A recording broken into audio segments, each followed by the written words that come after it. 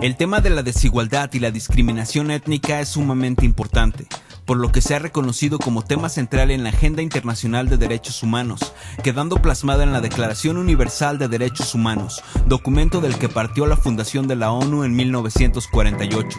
El primer artículo de esta declaración establece que todos los seres humanos nacen libres e iguales en dignidad y derechos, y el artículo 2 señala que toda persona tiene todos los derechos y libertades proclamados en esta declaración, sin distinción alguna de raza, color, sexo, idioma, religión, opinión política o de cualquier otra índole, origen nacional o social, posición económica, nacimiento o cualquier otra condición.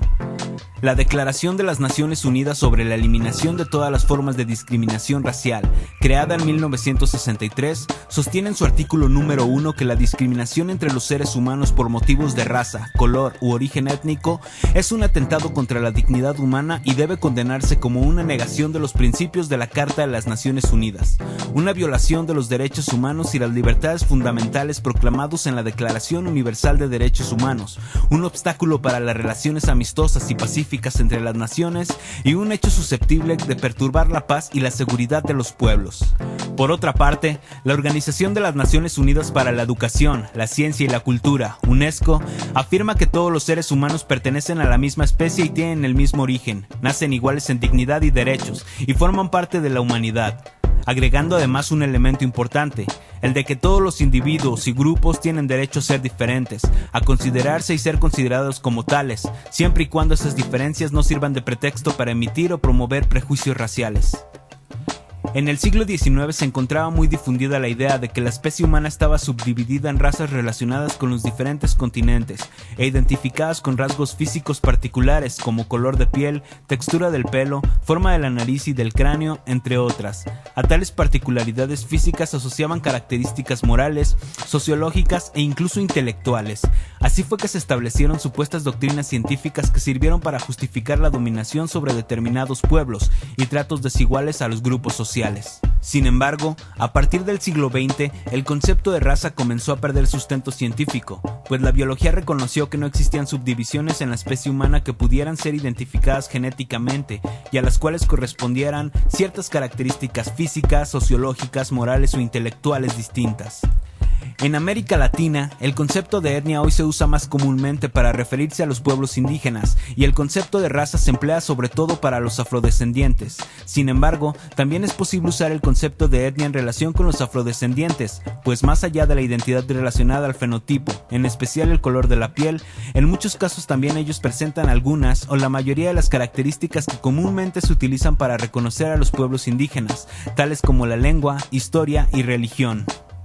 En América Latina se han contabilizado 826 pueblos indígenas, cuya población es de aproximadamente 48 millones de personas, existiendo además una gran población afrodescendiente que se estima en más de 125 millones de personas. Si juntamos ambas cifras, podríamos decir que el 25% de la población latinoamericana son indígenas o afrodescendientes, es decir, una de cada 4 personas. En cuanto a los afrodescendientes, la mayoría habitan en Brasil. Sin embargo, estas cifras no son exactas, pues se estima que la población indígena y afrodescendiente es aún más grande y aumenta cada año. La invisibilidad estadística de estas poblaciones, la falta de objetividad en las cifras, afecta porque excluye a un gran número de personas de estas comunidades que quedan fuera del diseño de políticas públicas, además de que este tipo de datos sirven como herramienta para evidenciar la desigualdad social.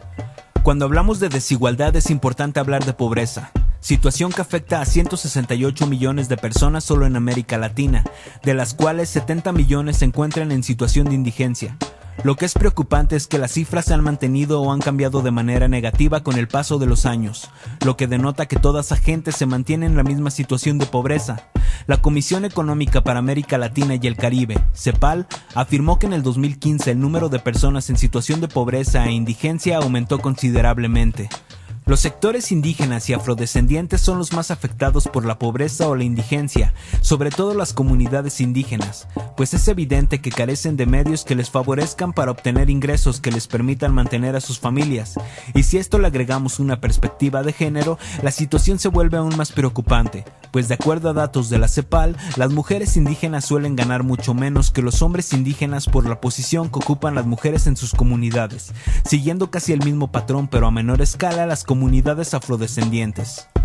La igualdad de género y la autonomía, tanto física como económica y política de las mujeres, también ha pasado a ser eje central en la lucha por la igualdad.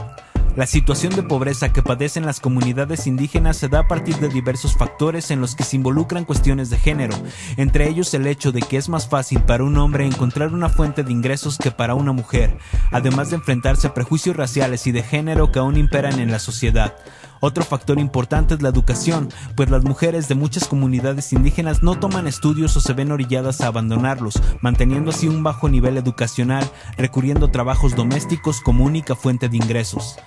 Estos son solo algunos ejemplos de cómo las comunidades indígenas y las comunidades afrodescendientes se encuentran en desventaja y son las más vulnerables en cuestiones de desigualdad, de cómo diversos factores políticos, sociales, económicos y culturales los han marginado, dificultándoles las herramientas que les permitan mejorar su calidad de vida y ser reconocidos con igualdad como lo establece la Declaración Universal de los Derechos Humanos.